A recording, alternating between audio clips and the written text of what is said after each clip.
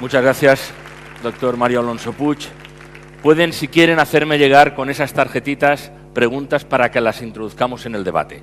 Vamos a comenzar el debate ahora, porque saben que uno de los fundamentos tan interesantes de esta reunión de personas que son capaces de contarnos su experiencia, su sabiduría, es cruzar opiniones entre ellos. Por tanto, habrá preguntas y comentarios entre ellos, pero también introduciremos el de las personas que seguro que con toda brillantez nos hace llegar sus opiniones, sus dudas, sus críticas o lo que crean conveniente. Y yo me voy a permitir llamar también, para que nos acompañen, a las personas que han estado con nosotros en la primera parte. Así que, Ferran Adrià, por favor, Elena Dell, José Carlos Capel y el doctor José Miguel Mulet. Adelante. No hay orden previsto. No hay protocolo ninguno. Elena, adelante. Muy bien. Y cuando quieran nos irán pasando las preguntas para que comience el debate. En todo caso, a mí me gustaría como introducción recuperar esa idea que teníamos al principio. Hemos hablado en realidad del cuerpo y de que el cuerpo es bien lo que comemos, lo que dejamos de comer, etc. Y después hemos hablado de la mente. Me gustaría un comentario sobre ese cruce, porque realmente hay ahí una interacción enormemente interesante y me gustaría que, si quien quiera, pueda hacer un comentario de lo que le ha sugerido bien ese cruce, bien alguna de las ponencias, algunas de las cosas que se han dicho aquí a lo largo de esta mañana. ¿Se anima aquí nuestro colega? Adelante. Yo no he tenido la suerte de escuchar en este segundo tramo porque estábamos atendiendo medios de comunicación, pero sí es evidente que hay una interrelación entre toda la brillante exposición que acabamos de escuchar ahora mismo, entre la mente y el mundo gastronómico que a nosotros nos concierne. Es más, el pensamiento se come con la mente en muchísimas ocasiones. Los alimentos se piensan y los alimentos se digieren con la mente. Parece una paradoja lo que estoy diciendo, pero no es ningún disparate. Yo he visto cómo cocineros, el proceso creativo de grandes profesionales no se produce en el paladar, sino que lo hacen en la cabeza. Aquí tenemos a Ferran Adrià, él piensa los platos y piensa armonías, y como él hay unos cuantos cocineros privilegiados que de la cabeza, de su pensamiento, derivan en armonías. ¿No es así, Ferran? Como se dice en el Congreso de los Diputados, Ferran Adrià por alusiones. Me gustaría que la gente reflexionáramos el porqué esto de la comida, ¿no? Comer. El comer, claro, estamos hablando de lo único que hace los humanos 3 veces al día. Y que todo el mundo tiene una opinión, ¿no? Si ahora habláramos de energía nuclear, no sé quién se debería aquí a hablar de energía nuclear, de diseño gráfico. Vamos a hacer bueno, más similar, si me apuras, de moda, aunque vas vestido, lo dirías si te gusta o no. De comida, todo el mundo opinamos, todo el mundo tenemos una opinión. Y después de ver todas estas conferencias, estas charlas, te das cuenta de la manipulación y la poco objetivo que somos. Mano, está todo basado en que nos manipulan con cosas no objetivas. ¿Por qué? Pues como entendemos, nos pueden manipular. Si no entendiéramos, no te manipularía. A mí no pueden manipular de energía nuclear. Como mucho me puedes decir, oiga, tal, ¿puedo estar de acuerdo o no? Sí, puedo estar, pero ya está. Entonces, te das cuenta de la cantidad de manipulación que hay. Y esto el cerebro, claro, hace una función vital para que te manipulen, ¿no? Hablábamos antes, la gente confundimos, estamos totalmente... De eso, lo que nos gusta es lo sano. Venga, al toro, ¿sabes? No, lo que nos gusta, como me gusta a mí, es sano. A ver. No, esto no funciona así, ¿eh? Tal. Y es muy interesante, ¿no? El cómo toda las contradicciones que hemos ido, ¿no? De José Carlos, la que ha hecho sobre José Miguel, es que estamos llenos de contradicciones, ¿no? Contradicciones una detrás de otra, Seguramente se podría aplicar en otras facetas de la economía, de la sociedad, del poco rigor que tenemos a nivel de información y porque es muy difícil sintetizar. Yo creo que la exposición que ha hecho sobre la historia del vino, en 5 minutos yo me he enterado, es maravilloso. Sí, hasta que llegas Y esta es la dificultad que tenemos hoy en la sociedad. ¿Cómo yo en 5 minutos me puedo recordar con lo que ella me ha mostrado, ¿no? Más o menos tengo una cierta ya idea, hostia, de cómo empezó todo esto, ¿sabes? La filoxera, el tal, ya está. ¿Y cómo lo hacemos para que esto se me quede en el cerebro y después ya no me manipulen? Dicen, no, si el vino, hace 2000 años el vino era increíble. No. Doctor Mulet, ¿quiere intervenir? Elena, adelante. Hombre, el problema que tenemos en la alimentación es que es uno de los temas en donde lo que es el conocimiento científico, la evidencia, va más separado de lo que es la opinión popular. Es decir, se discuten una cantidad de mitos y de aberraciones sobre cosas que son buenas y que no lo son. Y claro, solamente hay que ver que cada año sale una dieta milagro, cada año sale una revolución gastronómica que al final acaba pues vendiendo muchos libros a alguien y mucha gente enfermando. Con un poco de cultura gastronómica, con un poco de cultura alimentaria, podríamos hacer que la salud de la gente mejorara, porque sería más difícil engañarles. Cultura alimentaria básica para aprender, pero también puede haber una cultura para la mente. También podrían dar, igual que hablamos de la dieta mediterránea, podría haber también una serie de indicaciones para que pudiéramos manejarnos mejor y no cometer a veces errores evidentes como los que aquí se están subrayando, aunque sea con relación a la alimentación, doctor. Hombre, lo que yo creo que es muy importante, efectivamente, es reconocer la tremenda importancia de la alimentación. Sencillamente 3 datos. Número 1, vamos a pensar juntos. Cuando una persona está nerviosa y está realmente ansiosa, no digo esos brotes escasos de ansiedad, sino ansiosa de verdad, angustiada, ¿alguno tiene ganas de comer? Tú debes ser muy comilona, ¿verdad? Igual que yo. Pero lo primero, se te cortas el estómago, se te quitan las ganas de comer. Número 2, ¿por qué será que en el cerebro humano, en la llamada ínsula de Ryle, en las profundidades del lóbulo temporal, uno de los más importantes mapas de los sentimientos, hay una representación riquísima del aparato digestivo? Es posiblemente una de las razones por la cual los ingleses dicen I feel in the guts, lo siento en las tripas. Es decir, la existencia de un segundo cerebro en el tubo digestivo ya es algo con tanta evidencia que ponernos a discutir puede ser esgrima mental, porque no tiene más que eso. Tercero, la hormona más importante, el neurotransmisor más importante para los estados de calma se llama la serotonina. ¿Por qué será que el tubo digestivo produce el 90% de la serotonina del cuerpo? ¿No os habéis dado cuenta que muchas personas, no cuando están envueltas en esa angustia profunda, sino en esa ansiedad, necesitan comer algo? ¿Por qué será que los cirujanos digestivos, lo primero que queremos es que al enfermo le alimenten por el tubo digestivo, por su vía natural, aunque le pongas nutrición parenteral con los mismos principios y con la misma calidad? Porque cuando se utiliza el tubo digestivo se estimula el sistema inmunitario que nos defiende frente a bacterias, virus y tumores. Yo no concibo el cerebro con toda la genialidad que tiene mirando al estómago diciendo, qué asco, lo que haces tú. Oh, aplastar la comida, segregar jugos. Yo, sin embargo, estoy creando obras de arte. Tú dile eso al estómago y el estómago te dice, me voy a inflamar un poquito, a ver qué tan bien piensas. O cuando miras con desprecio al colon, oh, ahí van los residuos. Pregúntale a una persona que lleva 2 semanas con estreñimiento qué tan bien piensa. Solo piensa en lavativas. Es lo único en lo que puede pensar. Por tanto, el tubo digestivo tiene una importancia excepcional en la vida. Y por eso yo celebro enormemente haber podido escuchar a casi todos los ponentes, que también estaba ahí, que tengamos aquí personas de tal relevancia en el tema digestivo, porque no podemos comer de cualquier forma, para nada. Adelante.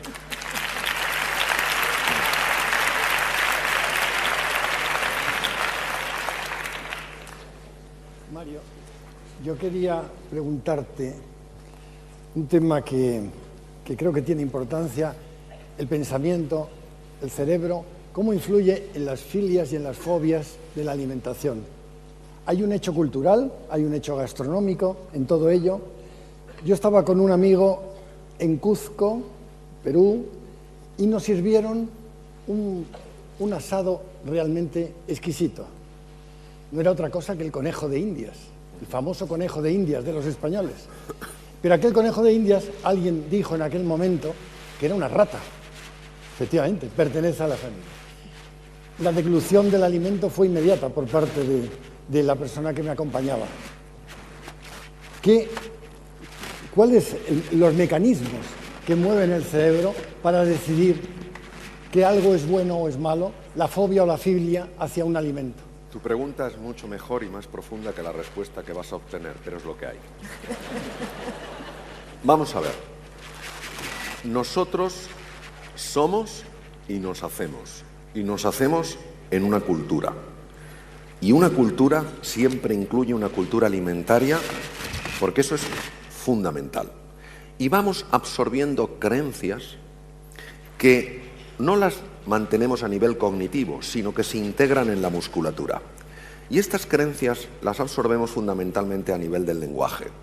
Si bien esta es una cuestión muy compleja, si el razonamiento existiría sin lenguaje, la idea es que el razonamiento precisa lenguaje y el lenguaje altera el razonamiento. Es decir, si a ti te van diciendo de chiquitín, esto es una porquería, una rata es un asco, solo está en la alcantarilla, aprendes a pensar y acuérdate, aprendes a ver en base a lo que has pensado. Es muy interesante porque personas que han estado, por ejemplo, en una situación de náufragos durante bastante tiempo y han cogido peces, han empezado a comerse partes del pez que ninguno de nosotros nos comeríamos. Su cerebro ha estado guiando de manera natural para buscar los recursos, los oligoelementos, las vitaminas, en lugares que nosotros despreciaríamos. Es decir, al final podemos distinguir los dos aspectos, pero no podemos separarlos. La cultura, la enseñanza, está tan integrada en nosotros que ya afecta a nuestra forma de ver y todos sabemos hasta qué punto, cómo ves tú los alimentos, afecta a las ganas que puedas tener de tomarlos o al rechazo que experimentes ante ellos. Doctor Mulet. Bueno, yo creo que eso se puede resumir en que a buen hambre no hay pan duro. Es decir, es una forma directa de por hacerlo, acortarlo un poco. Tenemos que pensar también que los alimentos son una manifestación cultural y muchas veces esas manifestaciones culturales vienen de aspectos económicos. Por ejemplo, las tribus del Amazonas comen insectos. ¿Por qué? Porque le pegan una patada a un tocón de madera podrido, salen larvas de 50.000 insectos y son muy nutritivas. Aquí, ¿por qué les tenemos asco? Porque los insectos los asociamos con comida en mal estado, con comida podrida. Y porque si nos tuviéramos que alimentar de ellos, tendríamos que pasar todo nuestro tiempo buscando. Nos sale más a cuenta criar un animal. Pero José Miguel, es que esto es mucho más fácil. No hay comida rara, hay gente rara. Bueno. Es decir, uno coge una araña del Amazonas y no se la come ni en película, ¿sabes? Uy, y coge una centolla, uy, sí, ¿eh? Para Navidad, a todos aquí comiendo centollas, ¿sabes? No los que podáis. Bueno, esto sí, la centolla sí, además es una maravilla la centolla, ¿sabes? No, pues es una araña, puñetero. O un caracol. ¿Lo has visto? ¿Alguien ha cogido una centolla y la ha mirado? Tú miras la centolla, pues una araña y fea. Bueno, claro, esto es una cuestión muy fácil. Y esto hay que comer con los ojos cerrados. Tú comes con los ojos cerrados, te vas a comer todo. Todo. Tú sabes eso que dices, ¿no? Que tienes más hambre que el que se comió el primer caracol. Lo que sí que es interesante, me gustaría que a la gente que te dice lo del pensamiento, mira, yo siempre digo que Japón, nosotros en Occidente, donde cocinamos con las manos, ¿no? Con el cerebro, y esto es una manera de cocinar, ¿no? Y comemos con las manos, comemos con los sentidos, con el cerebro, ¿no? Y Japón tiene una cosa que es diferente, que yo lo he explicado de una manera que seguramente científicamente no es correcta, pero que es el alma. Es decir, cocinan con el alma. En Japón, ¿qué es esto, no? Entonces, es una cosa que me es imposible explicar, porque seguramente tiene que tener un componente en el cerebro. Pero no es esto, es decir, no es el tener una racionalización que el cerebro tal, sino es otra cosa, ¿no? ¿Y esto qué sería esto? Dentro del mundo científico, ¿qué sería cocinar con el alma? Hombre, tú has estado muchísimas veces que yo en Japón, con lo cual tienes una opinión muchísimo más documentada que la mía. Yo tengo un inmenso respeto y admiración por el pueblo japonés, por su sensibilidad, por su cuidado del detalle. Yo creo que cuando se experimenta ese cocinar con el alma, es un cocinar posiblemente mucho más intuitivo, mucho más interior. Es el zen en la cocina. Espiritual, ¿no? Al final Sí, el concepto religioso, bueno, quien crea, ¿no? Cada uno que cree en su religión y tal, para mí es más parecido Claro. a esto que una racionalización del cerebro. Porque, Claro. claro, al final, cuando tú crees en una religión, sabes que hay una cierta... Claro. Tienes que creer en esto. No hay Claro. eso. Entonces, me da la sensación que cuando ellos, ¿no? Te dan un vaso de agua y tú dices, coño, esto es agua. Sí. ¿No? Y ellos no. No, exacto. Ellos no. Y entonces yo creo que ¿no? pero esto está en el cerebro también. Ferran, yo ¿no? creo que Elsa, tú lo has explicado maravillosamente. Es decir, los 3 trabajadores que pican piedra hacen lo mismo, pero la calidad, la cualidad que ponen es diferente. Los 2 primeros están tal vez demasiado anclados en el mundo de la fisicalidad. La otra persona sencillamente está abierta a que haya otra dimensión. Y yo creo que eso tal vez sea lo... Me gustaría incorporar el componente económico, como estamos en el momento actual, ¿no? Durísimo. No sé si lo he comentado antes, pero lo hemos comentado con José Carlos.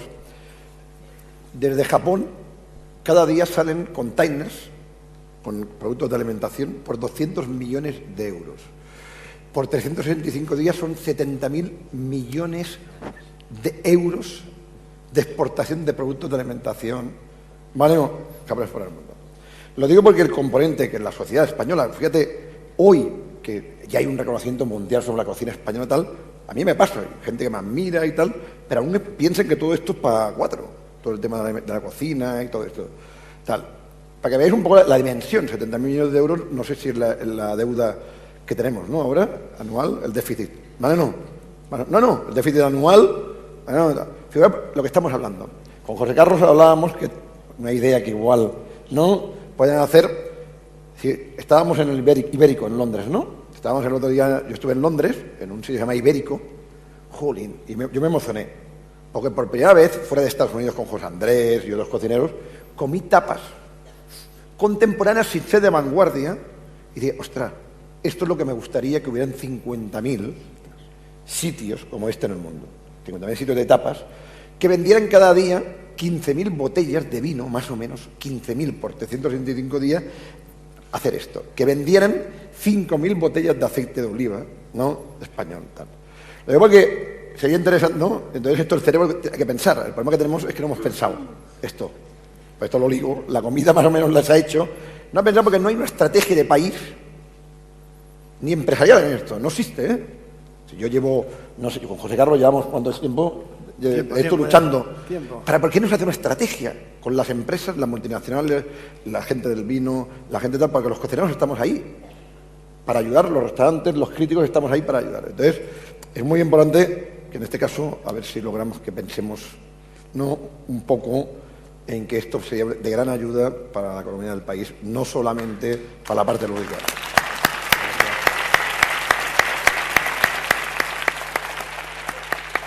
Una pregunta para Elsa Punset. Dice, me gustaría que me dijera, ¿cómo es posible averiguar tu motivación, tu reto en la vida, aquello por lo que te esforzarías? Lo firma Cristina, que es una seguidora. Es curioso, ¿no? Porque estamos hablando ahora de la relación entre cuerpo y mente, y es una relación de la que cada vez estamos descubriendo más. Lo que sabemos es que es total, ¿no? Ahora los neurocientíficos empiezan a hablar de que el cerebro no está solo aquí arriba, sino que está hasta el último trozo de piel del cuerpo. Y para cerrar de lo que veníamos hablando ahora, me estaba acordando de, no sé si has intentado alguna vez comer en la oscuridad, Adrià, pero en la oscuridad te cambia el sabor de las cosas completamente, es decir, saboreamos incluso algo como el sabor, lo sentimos a través del cerebro. Y me estaba acordando también, mientras estabais hablando, de esos experimentos que hacen donde tapan, vendan los ojos de la gente y les dan 2 copas de vino y les dicen una es cara y la otra es barata y les sabe mejor la cara, ¿no? Cuando hablábamos de cómo nuestro bias cultural de alguna forma nos hace sentir las cosas de una determinada manera. El cuerpo está ahí en todo y yo le diría a Cristina, a mí me me desazona siempre cuando las personas me dicen: oye, Elsa, yo no sé cuál es mi sueño, no sé cuál tendría que ser mi meta, ¿no? Lo han olvidado, lo dejaron atrás hace mucho tiempo y lo olvidaron. Yo creo que hay una forma sencilla de saberlo, y es que lo sientes físicamente, ¿no? Lo decía Mario antes, cuando decía todos los impactos negativos que tienen las emociones negativas en el cuerpo. Cuando tú estás donde tienes que estar, aunque la vida sea difícil, aunque trabajes duro, notas que estás bien. Al final yo creo que hay una base de intuición, de decir: oye, este es mi lugar, ¿no? Aquí estoy haciendo algo, esto le da un sentido a lo que yo hago. Mientras no sientes esto, tienes que seguir buscando. Yo creo que ahí es donde vivimos una sociedad que nos aprisiona mucho, con estas hipotecas que no nos dejan respirar, con un mercado laboral muy opaco que no nos deja cambiar de trabajo. De alguna forma estamos muy encerrados, ¿no? Y ves que cada vez te vas encerrando más, ves que a medida que va pasando la vida perdemos amigos, perdemos seres queridos. Que no debería ser así, deberíamos tener una sociedad que nos ayude a hacer lo contrario. Así que yo le diría a Cristina: tienes que sentir, ¿no?, esa sensación de que estás donde deberías estar, y para esto tienes que explorar mucho. Y eso es algo que no se puede dejar para más adelante, porque vivimos una cultura de la urgencia. Y realmente lo que hay que hacer es decir: cada día voy a explorar facetas, cosas, personas, ideas que me podrían nutrir, y no dejarlo para mañana. Otro reto que tenemos muy importante en España y en el mundo, Voy a contar que en los últimos 50 años vivimos 20 años más, ¿no? Vosotros que sabéis, 20 años más. Yo era un escéptico, como la mayoría de todos que estáis aquí, con todo esto de que lo que comes va a afectar de la salud, todo esto. El 99% de la gente es escéptica en esto, ¿sabes? No. Hasta que conocí a Valentí Fuster, al doctor Valentí Fuster, y hicimos un libro conjunto que se llama Cocinando la Salud. Me di cuenta que más o menos tenía que estar presentado para presentar el libro. Tenía 20 kilos de sobrepeso. Estaba 20 kilos. Y entonces, lo que me dijo Ferran: las dietas no valen para nada. Esto es muy fácil. Es muy fácil. Es constancia, un cierto orden y todo esto. Y poco a poco lo fui entendiendo, ¿no? De la manera de explicarlo muy sencillo, si es importante, es radicalizando. Si tú tomas cianuro, lo metes por el cuerpo, te mata. Te mata, como sea la dosis, tal. Ves bajando el nivel, tal, es decir, y esto es lo que nos pasa. Y no tiene nada que ver, como ha explicado aquí el doctor, con lo ecológico, no ecológico, tal. No estamos hablando de esto. Si analizas, dos cosas importantísimas que hay son la sal y el azúcar. Bueno, son productos básicos que no hay tal, y esto para la salud es dinamita. Dinamita cuando está en exceso, ¿no? Entonces, no somos conscientes. Y esto solo hay una manera de hacerlo. Una, O sea, hemos gastado en los últimos 10 años miles de millones de euros, miles, en la educación sobre esto. No se ha conseguido. Porque solo hay una manera, que es en los colegios. En que tu ADN, en tus hijos, en tus nietos de 5 o 6 años, igual como te enseñan a sumar y a restar, te enseñen esto que estamos hablando, esta conversación que estamos hablando, lo importante que va a ser para tu futuro, que vas a vivir 85 o 90 años, que como no te alimentes bien, vas a tener muchos problemas con la salud. Y esto no cuesta dinero hacerlo, es una voluntad política. Y este país, con los científicos que hay aquí, tenemos la mejor ciencia del mundo, lo prometo, en medicina, en el mundo científico, que yo conozca. Esto tal, la gastronomía creo que es algo evidente, empresas de alimentación muy importantes. Perfectamente este país podría ser el país, ni Finlandia, que es el paradigma de la educación, lo hace. Y es una decisión que mañana digamos, de una manera transversal, cuando explicas historia, vamos a explicar la historia de México, de alimentación. Cuando expliques ciencia, tal, cuando expliques tal. Y estos son los retos, que se pueden conseguir aun cuando no hay mucho dinero. Michael, ¿quería intervenir? Michael, ¿quería intervenir? ¿No? Sí. I like food.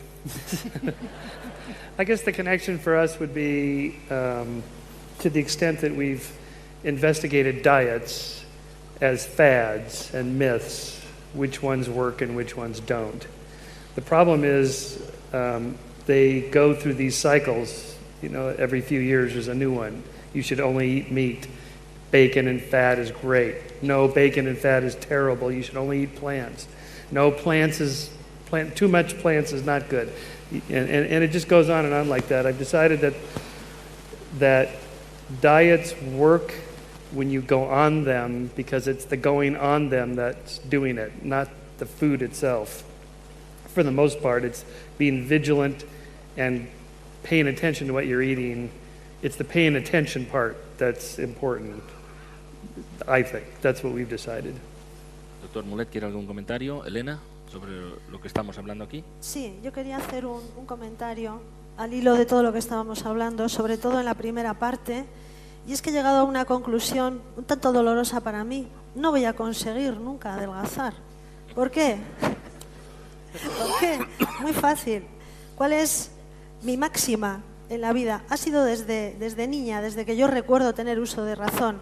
Al final lo que yo pretendo es ser feliz, estar contenta todos y cada uno de los días y de los momentos de mi vida.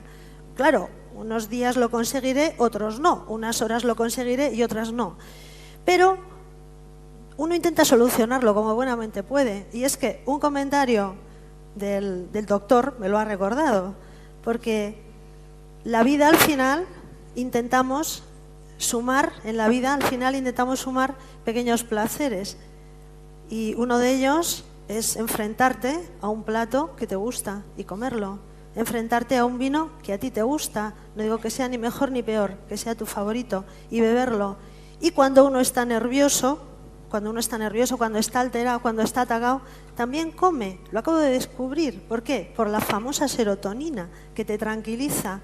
Entonces, si por una parte tienes esa aspiración, y es que tu único objetivo, no el único, pero sí el principal y el que debería ser principal, es ser feliz, estar risueño, estar contento, hay miles de cosas que te bombardean cada día que tienen el efecto contrario, te desazonan, te ponen tensa, te ponen nerviosa, te llevan a estados de ansiedad que para nada tú deseas. ¿Y cómo los aplacas? Por eso me ha hecho gracia cuando he escuchado a alguien, yo cuando estoy nerviosa como, es que a mí me pasa igual. Entonces digo, bueno, vamos a relativizar, vamos a intentar ver el aspecto positivo. Pero es que hay muchas veces que no puedes. ¿Y entonces qué haces? Comes, bebes, estás sumando un poquito de placer y lo que te tranquiliza por esta hormona que se genera. Así es que, mientras estábamos hablando, yo estaba pensando en lo mío, digo, ¿qué problema tengo? Va a ser imposible. Hay varias preguntas para Ferran Adrià sobre cómo adelgazar. Entonces yo no sé si eso lo sumamos a la infelicidad, por decirlo así. Es muy sencillo, ¿no? Es muy sencillo. Es un poco de constancia. Es que tú te levantas por la mañana, 20 minutos, te levantas de la tele, te pones en las noticias, hacer un poquito lo que hacías de pequeño, ¿sabes o no? Cuando eras de pequeño hacías la tabla, ¿no?, de gimnasia, 20 minutos. Yo me voy andando al trabajo. Bueno, tengo 35 minutos, me voy andando. Así, bueno, y además si tengo trabajo aprovecho y hago ¿no?, todas las llamadas mientras voy andando. Sí, porque llego y tal. Al mediodía comer un poquito ligero y por la noche pues hacer la fiesta. Yo digo que no, claro. Y si hago 3 noches la fiesta un poco en exceso, igual el día siguiente, pues igual, bueno, me mantengo. No, pero de verdad, lo que pasa es que fue en 2 años. Es decir, lo que no puedes perder es, ¿sabes? No, 1 kilo cada día. Que yo perdía, cuentan 2 años, 20 kilos. Y así de sencillo, lo digo porque tal es una cuestión de constancia. Ahora, claro, tal, el alcohol, pues lo que ha dicho ella, claro, puedes beber un poquito de alcohol, pero claro, hombre, si te zampas, ¿sabes? No? 10 gin tonics cada día, ¿sabes? No? Lógico. Claro. Hay bastantes preguntas que nos llegan y además con letra distinta, por lo tanto, de cualquier punto de este más que hemiciclo, porque es un círculo entero en el que estamos aquí rodeándonos, relacionados casi con la señora Margarita, que su jefe tenía muy mal ambiente y tenía que cambiarlo. Es decir, las personas que nos rodean. Simplemente elijo 2, pero representan a bastantes de las que tengo aquí. Dice una, cuando nos invaden sentimientos tan horrorosos tales como la ira, la rabia, el odio, ¿hay alguna manera de entrenar nuestra mente para poder aparcarlos y ser generosos con nosotros mismos. Y una persona que se identifica como un estudiante de 23 años dice: me gustaría saber a qué nivel, a título personal, pueden influir las personas que nos rodean, ya sean negativas, pesimistas o simplemente que te quieren hacer creer que no eres capaz de algo porque ellas no pueden. ¿Se aconsejaría eliminarlas de nuestra vida en caso de que sea posible? No está sugiriendo ningún delito, pero sí precisa una novia, por ejemplo, y un padre. Muchas gracias. El entorno, la gravedad del entorno. ¿Cómo mejoramos este entorno que nos hace sentir mal y, en última instancia, si estamos inquietos, hasta comer, tal como se ha dicho aquí? Sobre la... ¿Tú querías decir algo, Elsa? Luego. Sobre la primera pregunta seré muy escueto. Cuando estamos completamente invadidos por una emoción aflictiva, solo conozco los siguientes sistemas para liberarse de ella. Primero, ejercicio físico. Ejercicio físico. Tienes que aumentar la frecuencia respiratoria y la frecuencia cardíaca para liberar una hormona que se llama oxitocina. La oxitocina inhibe los núcleos amigdalinos responsables de las emociones aflictivas. Ejercicio físico. Pero no es un paseo, no es de tiendas, no es una librería, es moverte rápido. La segunda es el humor. El humor libera beta-endorfina, que también desconecta la amígdala en los lóbulos temporales. El tercero es la conversación. La simple conversación libera oxitocina. Tenemos que buscar un mecanismo físico. Y el cuarto es mindfulness, es decir, ejercicios para tomar distancia sobre el pensamiento a base de llevar la atención al presente, el cuerpo, etcétera. Por favor. Si has terminado, he terminado. Añado algo más. ¿Qué dice Antonio Damasio de las emociones? Porque es una pregunta muy interesante y nos vemos todos además rodeados de dudas con esta pregunta, ¿no? Antonio Damasio dice que una emoción intensa de signo negativo solo puedes reemplazarla por una emoción intensa del signo opuesto. Y eso es curioso, ¿no? Hay que entender lo que son las emociones. Las emociones son estados fisiológicos. Entonces, y hay algunos estados fisiológicos que no son compatibles, tenemos esa suerte. Es decir, por una parte las emociones son fluidas y mezcladas, ¿no? Yo siempre recuerdo esa conversación que tuve con mi hija pequeña de 4 años, la veía con cara de pena sobre el sofá, me acerco y le digo: Tizi, ¿qué te pasa? Y me dice: mamá, tengo emociones mezcladas, ¿no? Y me dio la risa ese día y pensé: Elsa, tienes que dejar de hablarle de estas cosas a las niñas de estas edades. Pero lo cierto es que los humanos, al contrario de los demás animales, ¿no?, tenemos tendencia a muchas emociones mezcladas, excepto si son intensas. Así que si tú estás intensamente triste, si tú realmente generas, como decía Mario, actividades como la risa o el ejercicio físico que cambian, que de alguna forma sacan tu atención de esta generación de la componente química, ¿no?, de la emoción, y te dedicas a hacer otra cosa, te fuerzas, y a veces nos cuesta mucho porque nos dejamos atrapar por las emociones negativas, pues es forzarte de un rato a dejarlo.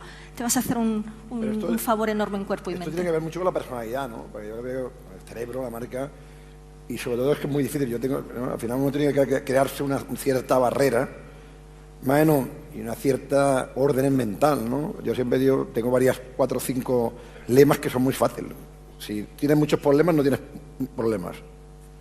Claro, ¿verdad? Esto me pasa con mis padres, como están allí tranquilitos, cuando hay cualquier cosa se le cae la sal y es un problema gordísimo, ¿sabes? No. Entonces, otro, lo que no puedes cambiar no te preocupes. Que nos preocupamos continuamente de cosas que sabes que no se pueden cambiar. No vas de eso. Entonces yo creo que el ejercicio mental, sobre todo cuando una persona tiene una cierta notoriedad, no mediática, sino dentro de su trabajo, tiene responsabilidades, la única manera de esto es una cuestión mental, porque es que si no, es que no saldrías por la calle, porque todos son problemas. Fíjate, la siguiente pregunta, aunque la dirigían y la dirigen al doctor Mario Alonso Puig, parece que la hayan escrito mientras, hace un ratito que la tengo aquí, la voy a leer textualmente. Parece que la hayan escrito mientras estaba respondiendo, mientras estabais también Elsa y Ferran respondiendo. Dice así: vale, pero si resulta que tengo todos los síntomas de las emociones aflictivas, desde la pérdida de memoria, pasando por el colon irritable e incluso llegando al exceso de grasa abdominal, ¿aún tengo salvación para esculpir en positivo mi cerebro? Y firma una hipocondríaca en camino de ejemplo de positividad. Vale. Bueno. Dice, vale, si tengo todo esto, ¿qué pasa? A ver. Pues voy a tomar parte de lo que has dicho tú, Ferran, y parte de lo que has dicho tú, Elsa. Primero, lo más importante que tenemos que conocer es el descubrimiento de un fenómeno llamado neuroplasticidad. Neuroplasticidad implica nuevas conexiones neuronales y génesis de nuevas neuronas a partir de células madre. Somos capaces de generar entre 500 y 1000 nuevas neuronas. En 21 días la célula madre se ha convertido en neurona. Es decir, para cambiar esto, para que esta persona se reinvente, para que esta persona tenga el tipo de vida que quiere tener, tiene necesariamente que cambiar su estructura física, tiene que cambiar su cerebro. Y afortunadamente sabemos que la neuroplasticidad, como nos has explicado tú perfectamente, Elsa, no desaparece jamás. Sería interesante hablar, pero no tenemos tiempo, de cómo se descubre la neuroplasticidad. Y en relación a lo que tú decías, Ferran, como siempre, muy interesante. Se sabe que nacemos con un temperamento emocional positivo, o sea, pesimista u optimista. Se nace con ello. Pero esto es una inclinación, no es un destino.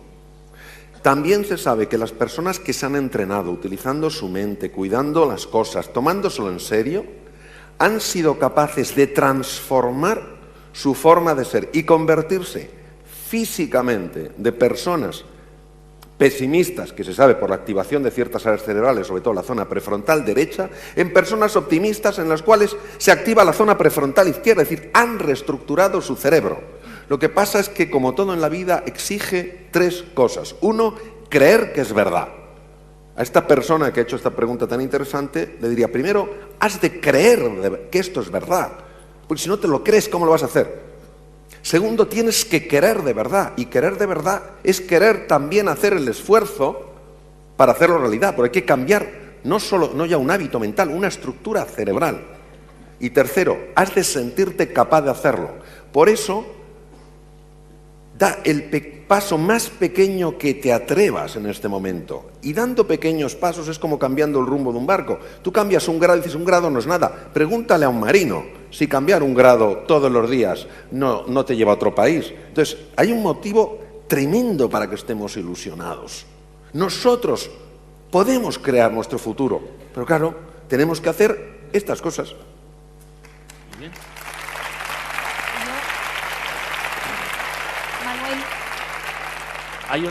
Hay otro grupo de preguntas que están relacionadas, y mi función es también ordenarlas, con la preocupación, por ejemplo, del hambre en el mundo, con la falta de distribución, con los problemas de distribución. Como se ha dicho aquí, no falta alimentos en el mundo, pero los problemas para que haya esos 800 millones de personas que comen mal o no pueden comer, se ha dicho, dice la pregunta, que hay alimentos para todo el mundo, pero faltan los medios de distribución. ¿Cuál sería el primer paso para avanzar hacia la solución de esta situación? Parece que es una situación insalvable, es una vergüenza mundial. Se reúnen periódicamente en el entorno de la FAO los presidentes de gobierno y tratan sobre este tema con cierta periodicidad, pero nadie encuentra la solución. Todos los días mueren 30.000 personas, niños, enfermos de todo tipo por inanición o porque no tienen los medios suficientes. Y mientras, en Europa, en España, en Madrid, se tiran toneladas de comida a la basura. Desperdiciamos toneladas de comida. ¿Cómo se puede corregir ese desajuste mundial? ¿Cómo se puede corregir esa vergüenza que afecta a la humanidad completa? Pues es una incógnita, desde luego en mi mano no está, pero esto El mandamiento es que haya democracia. Que la mayoría de países de estos no hay democracia.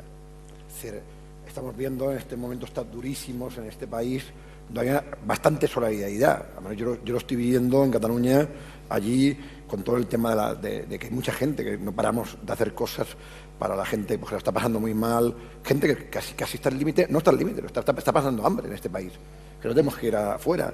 Y hay este componente de democracia, que se ha construido un mundo mejor, por muy malo, bueno, que pensemos que es. Cuando tú vas a países que no hay democracia, ¿cómo vas a hacer esto? Es que tú llevas dinero, mano, y es que se lo quedan 4. No, esto es un tema sociopolítico que no tiene nada que ver ni con cocina, ni con puñetas, ni tal. Es un tema sociopolítico. O hay democracia o no se puede arreglar. Doctor Mulet y después Elena. Doctor Mulet. Habría que poner un poco las cifras en contexto, porque es que ahora está comiendo mucha más gente que antes de la Revolución Verde en los años 50 o 60, cuando con los nuevos híbridos... que ha entrado tarde el micrófono, quiere decir que ahora está comiendo mucha más gente, dice. Que hace 50 o 60 años. El problema es que ahora también hay muchísima más gente que alimentar. Entonces, por un lado, el crecimiento de los alimentos ha ido acompañado de un crecimiento mucho mayor de la población. Es decir, si ahora mismo con la producción de alimentos tuviéramos la población de hace 50 años, yo creo que muy poca gente pasaría hambre, y si la pasara sería por la falta de distribución, porque claro, en Europa en general, a pesar de la crisis, no pasamos hambre, pero si miramos los números, resulta que Europa no tiene suficiente tierra para alimentarse. Tenemos un déficit de tierra, no tenemos soberanía alimentaria, porque estamos importando mucha de la comida que necesitamos. Si ahora mismo Europa se quedara aislada y cerráramos las fronteras, ahí sí que pasaríamos hambre. Y ahora hay un problema muy serio en África, que es el acaparamiento de tierras. Países como Rusia, China, Arabia Saudí están comprando muchas tierras porque ellos mismos ya se dan cuenta que no tienen bastante comida para ellos, con lo cual están aumentando las injusticias y los desniveles. Es decir, no es tanto una cuestión tecnológica que puede ayudar, pero es una cuestión política. Elena. Es que plantear el problema como que es un problema de distribución me parece que es simplificar excesivamente el asunto. Es un problema con un trasfondo profundísimo. Cuando estamos pensando en situaciones de hambruna real, no que no pueda comer la chuchería que me apetece, estamos pensando normalmente en África, y lo que necesitan esos países es estabilidad. No que tú cada 2 por 3 les lleves alimentos, lo que necesitan es estabilidad para poder producir ellos los alimentos. O sea, simplificar el problema diciendo que es un tema de distribución, pues me parece que es eso, muy elemental. ¿Alguien más quiere comentar sobre aquí? Otro problema que habría que señalar es que en África se producen muchos alimentos, pero que se destinan a la exportación. También. Ese es otro problema. Bien, a mí me gustaría terminar, quedan muy pocos minutos y vamos a intentar cumplir el horario. Aquí hay muchas personas que quieren cambiar el mundo. Lo sabemos porque conocemos a algunas personalmente, lo sabemos por las preguntas que me han llegado, porque así lo expresan, lo sabemos por los aplausos con los que se subrayan algunas de las intervenciones que hay aquí cuando se está haciendo una firme defensa de los valores democráticos, de los valores de compartir el conocimiento, de compartir algunas salidas, ¿no? Pero hay algunas personas, entre ellas, y probablemente es la que corresponde a esta pregunta, personas que quieren cambiar el mundo, que lo explicitan así, pero hablan de esa dificultad del entorno no para vivir mal, sino porque el resto les está cerrando la posibilidad de que ellos estén haciendo ese trabajo positivo para cambiar el mundo. Soy una persona, dice, que tiene como meta cambiar el mundo. Sé que suena muy pomposo, pero moriré feliz si he hecho a lo largo de mi vida algo para cambiarlo. Está claro que a través de proyectos para que sea posible. Me considero atrevida y que me esfuerzo sobre todo en las cosas que creo que valen la pena. Pero hay una negatividad general. Me gustaría saber qué diría a esas personas que no creen en mí y tratan de desmotivarme y se empeñan en que baje el listón. También hay, es verdad, un cerco a estas personas. Va dirigida a Elsa, pero pueden intervenir todos. Adelante. Bueno, está aludiendo a algo que es importante, ¿no? Y es que las emociones se contagian como un virus. Y que es verdad, y yo lo he explicado durante mi exposición, nacemos llenos de ganas de cambiar el mundo y todo se nos va dificultando poco a poco. Pero yo creo que la gran mayoría de las dificultades, fíjate, ¿cómo se llama esta persona que nos escribe, Manuel? No lo ha firmado. No lo ha firmado. Pues esta persona que lo ha escrito, yo creo que son dificultades más mentales que otra cosa.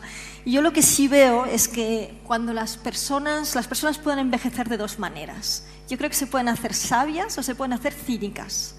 El cinismo es una postura muy cómoda, pero muy destructiva. Es una postura en la que niegas todo. Niegas la posibilidad de cambiar, niegas que las personas tengan un trasfondo sano, y básicamente es muy seguro, es una postura que se adopta desde el miedo.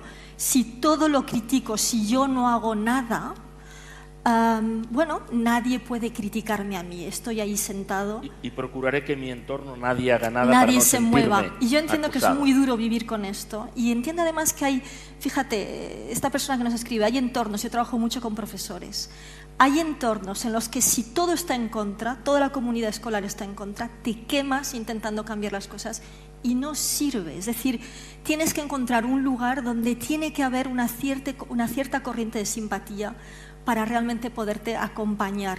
Pero hay tantas cosas que cambiar en este mundo que creo que es casi imposible no empezar por algo, ¿no? Y me estoy acordando, para terminar, para no ocupar más tiempo, me estoy acordando de algo que me gusta mucho. Antes hemos hablado de los japoneses y de la filosofía japonesa. Hay esto que ellos llaman kaizen, que son los buenos cambios, que para ellos es empezar por un cambio muy pequeño. Y ellos siempre dicen, ¿no? Si te pasas la vida entera haciendo cambios pequeños, transformas tu vida, ¿no? Y tu vida luego tiene un impacto muy grande sobre la vida de los demás. Así que yo diría tener ese sueño, pero ser capaz de hacerlo muy poco a poco, con cambios pequeños, y buscar, porque lo hay miles de personas en este mundo con ideas y con ganas de cambiar, buscar un entorno que te apoye. Estamos en la última intervención. Ferran Adrià. Yo creo que el mundo ha cambiado mucho ya, ¿eh? Y sobre todo esto es lo que tenemos que entender, que es que nos estamos fustigando. Hay que estudiar la historia de la humanidad para ver que está mucho mejor que antes. Es verdad que con los medios que tenemos podía ser mejor. Esto es la base, no de una reflexión, pero por favor, es decir, eso tenemos que ver la Edad Media, estudiar.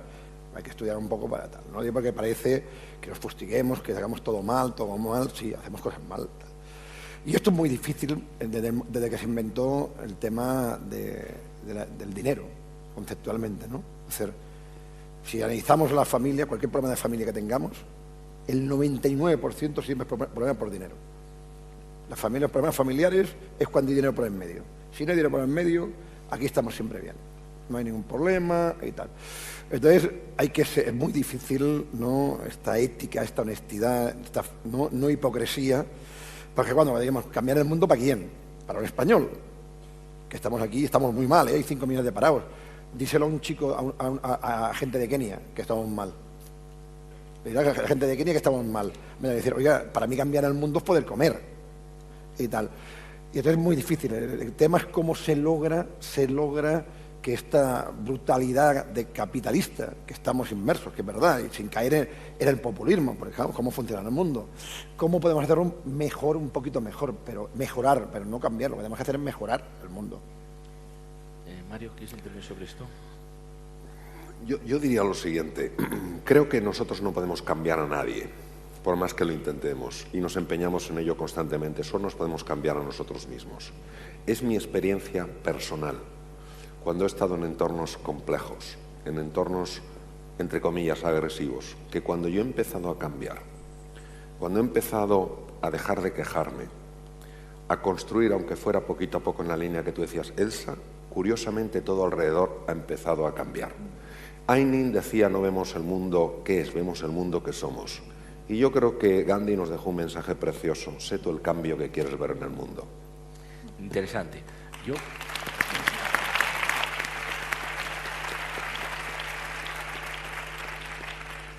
Debemos ir concluyendo, y yo, si me permiten, le voy a pasar algunas, aunque no podamos hacer aquí físicamente estas preguntas, repartiré las preguntas. Hay bastantes para Elsa, para el doctor Mario Alonso Puig, también para Ferran Adrià, para el resto de los ponentes, para que ellos a través de sus medios habituales o sus blogs o sus comentarios puedan introducirlo, ¿no? Pero quizá una pregunta final, por si alguien quiere responderla, dice, sugerencias, por favor, de los ponentes en relación a una España 2.0 más positiva, más emprendedora y con más visión de futuro. Yo creo que, independientemente de que es verdad que todo es relativo, Ferran, pero hay una preocupación muy importante por cómo estamos y a veces por esta negatividad que nos invade y que nos impide construir, aunque sea a partir de pequeños cambios, a partir de nuestro pequeño entorno, pero hay cosas que probablemente se pueden hacer. Y hay otras relacionadas también, y esto está, digamos, rodeando a esta pregunta, de que los sistemas habituales, por el sistema político que existe, etcétera, no encontramos la salida. ¿Hay alguna sugerencia? ¿Qué podríamos hacer? Preguntan a los ponentes, para encontrar una España más positiva, emprendedora y con visión del futuro. Adelante, Mario. Aparcar los intereses particulares y buscar un ideal común. Sí, de claro. Yo creo que este país tiene lo más difícil que hace falta para hacer esto, que es talento. Talento hay. Lo que está fallando es el modelo y el compromiso de la gente que tiene medios, cuando digo medios de todos los niveles, con la sociedad. No hay un compromiso. Aquí todos los chacamos a la administración, que sí, que está haciendo cosas que se tienen que mejorar mucho. Pero la sociedad civil que puede, no estoy hablando el que gana 1.000 euros, que es la mayoría tal, la gente que tiene medios económicos, ¿qué compromiso hay? Sí, las empresas generales, sí, hay empresas que a través de fundaciones hacen cosas maravillosas, pero el empresario que le ha ido bien durante estos 20 años y que ha ganado dinero, ¿qué está haciendo ahora por la sociedad? Y este es el compromiso que tenemos que tener. Doctor Mulet. Bueno, si tenemos talento, está claro que es lo que falta, invertir en talento. Es decir, hemos visto como en época de crisis hemos recortado drásticamente el presupuesto para ciencia, cuando otros países lo han hecho justamente al revés. Eso es cavarnos nuestra propia tumba. Cuando en algún momento se ha decidido apostar por grandes eventos, se ha visto que se conseguía invirtiendo. Pues si queremos crear una economía productiva, tenemos que poder exportar, tenemos que ser capaces de desarrollar algo que nuestros competidores no puedan, y tendremos un mercado nuevo y sin competencias. Inviertan en ciencia, ya está.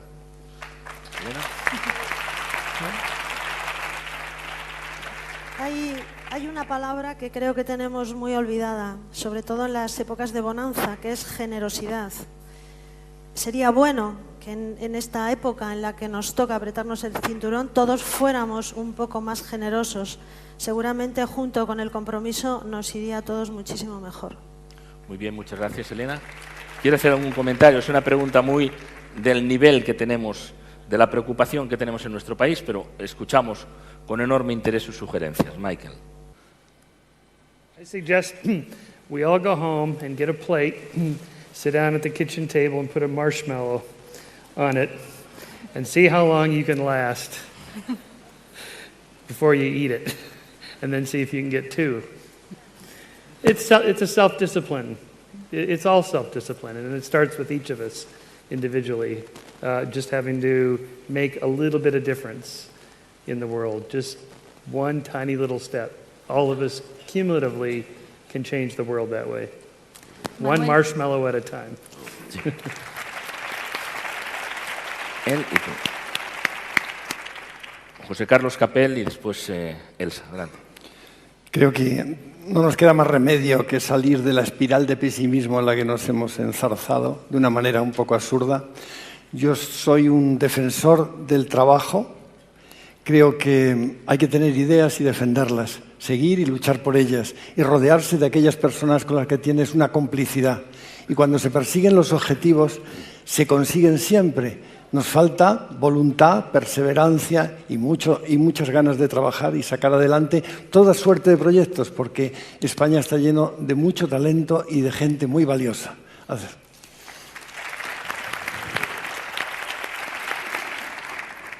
Yo solo quería apuntar una cosa, ¿no? Que estamos ya funcionando, yo creo todos en general, gracias a estos medios de comunicación que nos permiten conocer tantas ideas distintas. Estamos funcionando con ideas del siglo XXI, pero yo creo que estamos funcionando todavía con instituciones y estructuras del siglo XX, muy jerarquizadas, que tienden a no dejarnos hacer todo lo que podríamos estar haciendo. Pensemos que venimos de un siglo XX que se ha fijado sobre todo en la supervivencia física de las personas. Y yo creo que ahí deberíamos y podríamos ser muchísimo más activos, ser ciudadanos activos, salir a la calle y exigir que cambien determinadas estructuras que no nos dejan crecer, ¿no? Y eso yo creo que sería importante. Muy bien. Muchas gracias. Gracias a Elsa, gracias a todas las personas que han intervenido aquí y a ustedes que han intervenido desde aquí, a través de sus preguntas, a través de sus aplausos, a través de sus comentarios, que continuaremos. Yo creo que aquí en esta ronda han salido palabras importantes a tener presente. Solidaridad, generosidad, talento, compromiso, trabajo y generar positividad. Yo creo que llevamos unas horas ya aquí reunidos.